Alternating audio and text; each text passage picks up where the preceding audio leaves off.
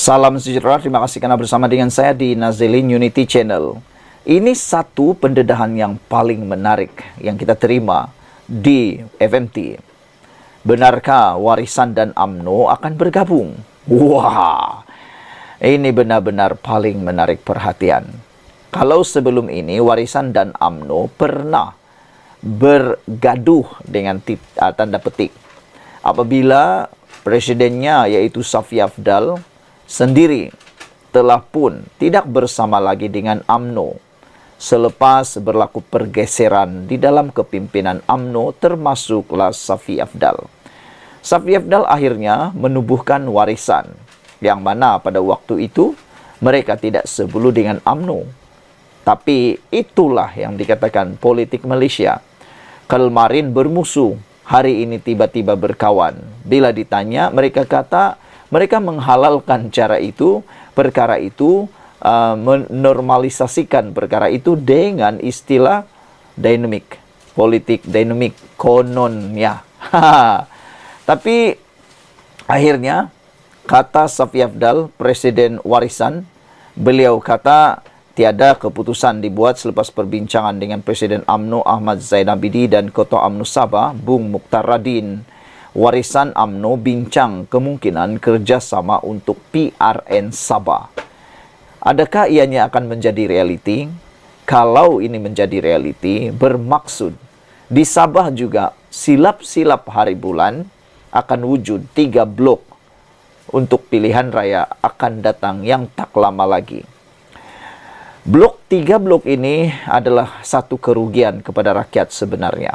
Ada orang kata itu pilihan terbaik. Lebih banyak pilihan, tapi dari segi realitinya, terlalu banyak pilihan akan menyebabkan terlalu banyak kerosakan. Apabila berlaku ketidakcukupan kerusi, akan wujudlah kingmaker. Bila ada kingmaker, itulah yang akan menyebabkan ketidakstabilan berpanjangan dalam politik di mana-mana negeri maupun di negara ini. Kerana kingmaker itu boleh sekejap beralih ke sini, sekejap beralih ke sana. Dia macam lalang yang ditiup angin. Tapi itulah keuntungannya jadi kingmaker. Tak boleh disalahkan. Presiden Warisan Muhammad Safi Afdal berkata parti itu dan UMNO Sabah telah mengadakan perbincangan berhubung kemungkinan menjalin kerjasama bagi menghadapi PRN Sabah yang ke-17. Safi mengesahkan bahawa perbincangan telah diadakan antara beliau, Presiden UMNO Ahmad Zaid Hamidi dan Ketua UMNO Sabah Bung Mukhtar Radin. Namun tiada keputusan rasmi dibuat oleh majlis tertinggi kedua-dua parti setakat ini berhubung kerjasama itu. Kata beliau, kita perlu mengakui bahawa sehingga kini tiada keputusan telah dibuat oleh majlis tertinggi UMNO dan Warisan mengenai kerjasama ini. Bagaimanapun saya telah mengadakan perbincangan bukan sahaja bersama Presiden UMNO tetapi juga Bung Mukhtar dengan harapan kerjasama seperti ini menjadi kenyataan, katanya kepada pemberita selepas program jelajah Ramadan Sabah Labuan di Desa Tunas Hijau. Beliau juga berkata potensi kerjasama itu bukan satu isu yang menjadi pertikaian dalam kalangan kepimpinan dan akar umbi Warisan. Kami optimis parti Warisan akan mengekalkan kekuatan di Sabah seperti kejayaan kami sebelum ini yang memenangi 29 kerusi dan meraih sebagian besar undi, katanya. Safi berkata parti itu juga bersikap terbuka dengan membenarkan ahlinya menghadiri acara politik UMNO tanpa sebarang sekatan. Saya menggalakkan ahli-ahli kami untuk menghadiri acara UMNO jika dijemput, seperti mana kami mengalu-alukan kehadiran pemimpin UMNO ke acara kami, katanya. Beliau juga berkata berdasarkan sejarah politik Sabah, parti yang memerintah sebelum ini seperti Parti Bersatu Rakyat Jelata Sabah Berjaya serta Parti Bersatu Sabah PBS bergerak tanpa gabungan dan menyifatkan kerjasama antara Warisan dan UMNO bukanlah satu cabaran yang tidak dapat diatasi. Ini hanya satu keperluan jika kedua-dua pihak perlu menjalin kerjasama. Ia bukan satu masalah, katanya. Sebelum ini, Ketua Menteri Haji Jinor dilaporkan tidak menolak kemungkinan PRN Sabah diawalkan walaupun tempoh tamat penggal pentadbiran kerajaan negeri sekarang adalah pada Oktober 2025. Sekian dulu untuk kali ini. Jangan lupa tinggalkan komen Anda. Kita jumpa lagi. Bye-bye. Salam sejahtera. Terima kasih karena bersama dengan saya di Nazilin Unity Channel. Akhirnya, Agong bertitah. Ini adalah titah yang ditunggu-tunggu oleh rakyat Malaysia. Di saat isu perpaduan menjadi panas, di saat isu sensitif melibatkan 3R, panas di Malaysia, akhirnya pribadi yang paling kita sanjung dan hormati, yang kita memberikan taat setia tidak berbelah bahagi, yaitu ke bawah Duli Yang Maha Mulia yang di-Pertuan Agong, bertitah, daulat tuanku, daulat tuanku.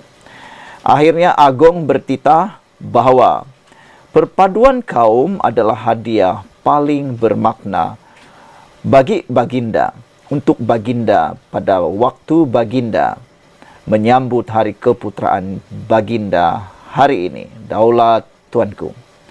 Saudara-saudara sekalian, kita sebagai rakyat Malaysia harus menyetujui apa yang dititahkan oleh Ketua Duli Yang Maha Mulia yang di-Pertuan Agong. Bukan sahaja baginda yang mendapat hadiah paling bermakna dengan perpaduan ini, tetapi kita semua, bukan sahaja kita yang sedang menua ini, tetapi anak-anak kita, keturunan kita, waris kita, mereka lah sebenarnya yang mendapat hadiah paling bermakna di saat kita yang sudah dewasa ini mendidik dan mengajar mereka tentang erti perpaduan, toleransi antara bangsa dan juga kaum dan agama. Saudara-saudara sekalian, apabila perpaduan terancam, terjejas di negara yang kita cintai ini, pastilah itu adalah bencana yang paling terbesar yang kita mahu elak-elakkan. Tidaklah patut kerana keegoan kita, generasi akan datang terus terpalit dengan perbuatan kita yang dah tua ini. Apabila Agong bertitah, perpaduan kaum adalah hadiah paling bermakna, kita harus menyanjung, menyambut apa yang dikatakan atau dititahkan Ketua Duli Yang Maha Mulia di-Pertuan Agong ini. Yang di-Pertuan Agong, Sultan Ibrahim bertitah, perpaduan rakyat berbilang kaum adalah hadiah yang paling bermakna buat baginda sempena sambutan ulang tahun keputeraan rasmi Sultan Johor hari ini. Menerusi catatan di Facebook, Sultan Ibrahim Sultan Iskandar yang di-Pertuan Agong bertitah, keharmonian dan semangat bersatu padu dalam kalangan rakyat tanpa mengira agama atau bangsa amat penting untuk kestabilan negara. Bersempena ulang tahun keputeraan rasmi, Beta menerima hadiah kek, buah-buahan dan bunga. Beta menzahirkan ucapan terima kasih kepada semua buah tangan yang diterima titah baginda. Namun, hadiah yang paling bermakna bagi Beta adalah perpaduan antara kaum kerana ia merupakan kunci kepada kemakmuran negara, titah baginda. Sultan Ibrahim bertitah di Johor, baginda sering menitik beratkan konsep bangsa Johor yang kekal diamalkan sejak sekian lama dalam menyatu padukan rakyat pelbagai kaum. Konsep bangsa Johor adalah satu contoh yang baik serta tunjang perpaduan dalam kalangan masyarakat titah Sultan Ibrahim. Yang di-Pertuan Agong bertitah, Yayasan-Yayasan Diraja Johor juga berperanan aktif dalam membantu rakyat pelbagai kaum di negeri ini. Begitu juga Yayasan Sultan Ibrahim Johor yang menghulurkan pelbagai sumbangan secara berterusan dalam membantu meringankan beban golongan memerlukan titah yang di-Pertuan Agong. Justru baginda amat mengalu-alukan jika ada pihak mahu menghulurkan sumbangan kepada yayasan-yayasan Diraja Johor dan yayasan lain di seluruh negara untuk bersama-sama meringankan beban rakyat miskin titah baginda lagi. Saudara-saudara sekalian, ada komen daripada netizen di ruangan Malaysia Kini menulis, antaranya Kotaro Minami tulis, tapi sayangnya ada segelintir individu yang tak dapat memahami kepentingan perpaduan. Mereka hanya mengambil peluang politik. Apabila ada isu panas tanpa memperdulikan perpaduan, mereka gunakan isu itu untuk meraih perhatian dan meraih sokongan, kata Kotaro Minami. Selain itu, ada juga yang mengatakan bahawa tolonglah ahli-ahli politik, tolong sambutlah titah diraja ini sebagai satu janji yang baru untuk rakyat Malaysia. Bagaimanapun anda nak menang, bagaimanapun anda nak menjadi kerajaan ataupun bagaimanapun anda adalah pembangkang, tolonglah jaga perpaduan ini demi anak bangsa, demi untuk keturunan warisan kita semua, kata mereka. Kita ni dah hampir tua, kata netizen di ruangan komen, dan nak menghadap Tuhan yang Maha Esa. Jadi nak buat apa lagi? Buat apa nak menghancurkan perpaduan ini? Padahal kita bukan selama-lamanya di dunia, kata mereka lagi.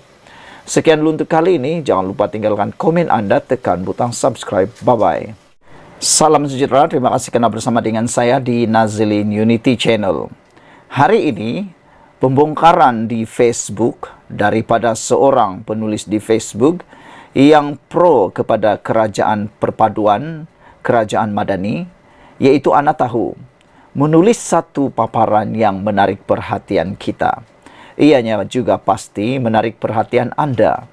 Sekarang ini, para penyokong Perikatan Nasional Pembangkang yang lebih dikenali sebagai Walaun seringkali berteriak, seringkali mengaitkan kenaikan harga barang kononnya tidak mampu ditangani oleh kerajaan perpaduan pimpinan Perdana Menteri Anwar Ibrahim sekarang.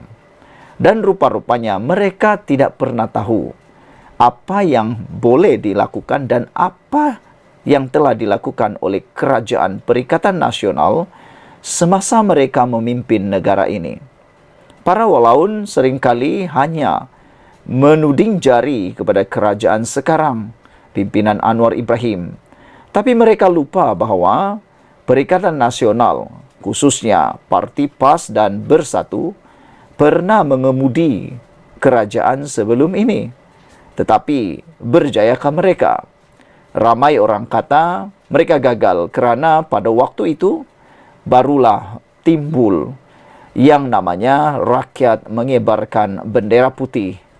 Sehingga lagu ada yang dicipta khusus untuk lagu bendera putih itu menunjukkan hampir-hampir rakyat tewas pada waktu itu. Apa yang dilakukan oleh Perikatan Nasional ketika harga barang naik zaman Perikatan Nasional?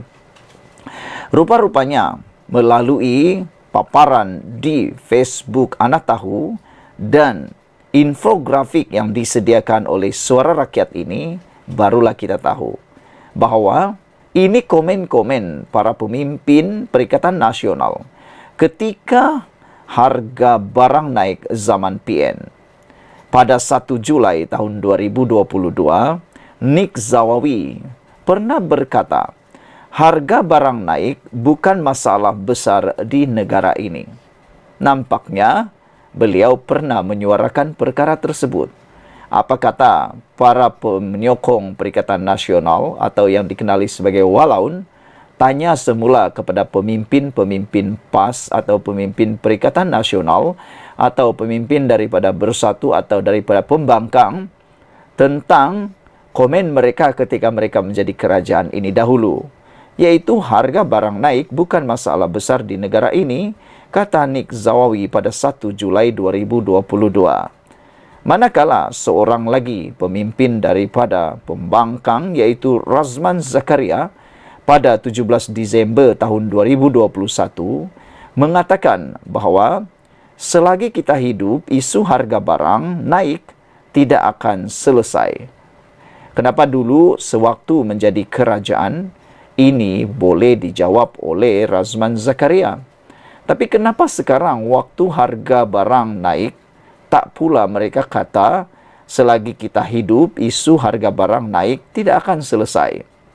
Adakah itu hanya untuk mempertahankan diri pada waktu itu? Itukah formula mereka? Banyak orang yang selalu memerli, selalu mengecam Rafizi Ramli sebagai Menteri Ekonomi hanya mempunyai teori ataupun mempunyai formula. Rafizi dianggap sebagai raja formula, tetapi ramai pengikut Rafizi kata, sekurang-kurangnya Rafizi mempunyai formula yang boleh dipraktikkan berbanding dengan hanya kata-kata seperti yang dikata oleh Nick Zawawi dan Razman Zakaria itu. Yaitu, menurut Razman Zakaria, selagi kita hidup, isu harga barang naik tidak akan selesai. Dan yang paling menarik adalah Presiden PAS sendiri pernah memberi komen jawapan berkaitan dengan harga barang naik pada zaman Perikatan Nasional, pada zaman beliau memerintah menjadi duta khas di Timur Tengah. Menurut Hadi Awang, harga barang naik kerana inflasi dunia, bukan salahkan kerajaan. Pada waktu itu, Hadi Awang kata harga barang naik kerana inflasi dunia, bukan salahkan kerajaan. Dikatakan sendiri oleh Hadi Awang pada 24 Jun tahun 2022. Tidak bolehkah Hadi Awang gunakan semula perkataan itu untuk menenangkan para penyokong Perikatan Nasional? Tidak bolehkah Hadi Awang menggunakan atau melontarkan semula kata-kata pemujuk ini kepada para walaun dengan mengatakan bahawa bukan salah kerajaan harga barang naik, itu kerana inflasi dunia. Sekarang inflasi masih ada, tetapi inflasi yang sedang berlaku sekarang makin rendah berbanding semasa zaman Perikatan Nasional. Saudara-saudara sekalian, pendedahan ini memang menarik perhatian kita kerana Abdul Hadi Awang pada 24 Jun 2022 pernah mengatakan harga barang naik kerana inflasi dunia, bukan salah kerajaan. Kalau harga ayam naik, kena tengok juga. Mereka jual makanan ayam, jual dengan harga mahal. Siapa yang kuasai sektor makanan ternakan? Siapa yang main-mainkan harga itu? Jadi tak boleh salahkan kerajaan sahaja. Kerajaan sudah menangani. Kita beri sokongan pada Perdana Menteri, kata Hadi. Saudara-saudara sekalian, infografik ini disediakan oleh Suara Rakyat. Hari ini kita juga digemparkan dengan penafian daripada Rafizi yang mengatakan dakwaan harga petrol diesel naik sebelum Aidilfitri adalah tidak benar. Rafizi menafikan dakwaan tersebut. Kalau tertular di media sosial sekarang berkaitan kononnya harga petrol dan diesel naik sebelum Aidilfitri, itu adalah fitnah dan berita yang tidak benar. Rafizi menafikan dakwaan tersebut. Sekarang ini permainan macam-macam. Belum berlaku, dah mula spekulasikan. Ada ruang sedikit saja dispekulasikan. Ada ruang sedikit saja politik masuk mengambil alih. Banyak isu sekarang yang boleh dijadikan isu politik. Tapi yang menariknya, apabila Tun Mahathir Mohamad pada September 16 September tahun 2022, pukul 11.51 pagi dilaporkan oleh Berita Harian bahawa Mahathir pernah berkata, PAS kini parti kafir. Itu kata Tun Dr. Mahathir Mohamad. Tapi sekarang, tiba-tiba Tun Mahathir pula berteman baik dengan PAS. Mana sudah prinsip dan pendirian Mahathir. Saudara-saudara sekalian, peringatan daripada kerajaan melalui padu, kerajaan pertimbang bagi bantuan tunai setiap bulan kepada yang layak. Itu kata Rafizi. Sekian dulu untuk kali ini. Jangan lupa tinggalkan komen anda. Tekan butang subscribe. Bye-bye. Salam sejahtera. Terima kasih kerana bersama dengan saya di Nazilin Unity Channel. Ada banyak isu yang hangat di media sosial sekarang. Tapi yang paling hangat ialah melibatkan Sanusi Maknur, Menteri Besar di Kedah. Ini apabila seringkali Sanusi mengaitkan pelbagai isu dengan kerajaan perpaduan, kerajaan madani pimpinan Anwar Ibrahim. Ada juga yang melenting, ada juga yang mempersoal. Terkini apabila Sanusi dalam The Malaysia Live diingatkan tentang satu perkara. Sanusi beli kereta mewah baru harga RM400,000.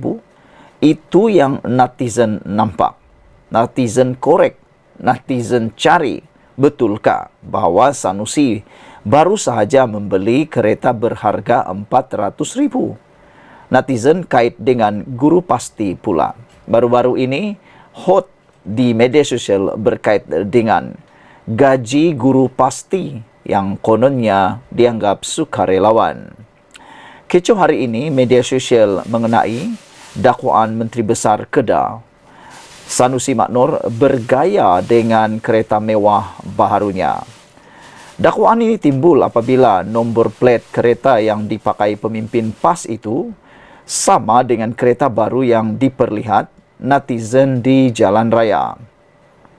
Netizen mendakwa nombor plat KCX8 itu dipasang pada kereta Hyundai Palisade dan paling terbaru di pasaran.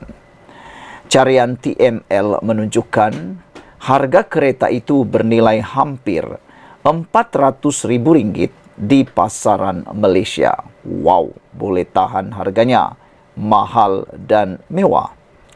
Di ruangan komen pula rata-rata netizen memerli Menteri Besar sempoi itu dengan mengaitkan dengan isu guru pasti yang hanya bertaraf sukarelawan, bukannya pekerja. Denras menulis, cikgu pasti sukarelawan tumpang gembira kerana dijanjikan surga. Eng Peng pula menulis, gaji dan allowance dia tetap jalan. Tak macam gaji agro kena delay 8 bulan. Saudara-saudara sekalian, awas-awas dengan netizen sekarang. Nombor kereta pun boleh mereka detect. Mereka akan tahu pemiliknya dan betulkah kereta KCX8 ini milik Sanusi seperti yang didakwa oleh netizen.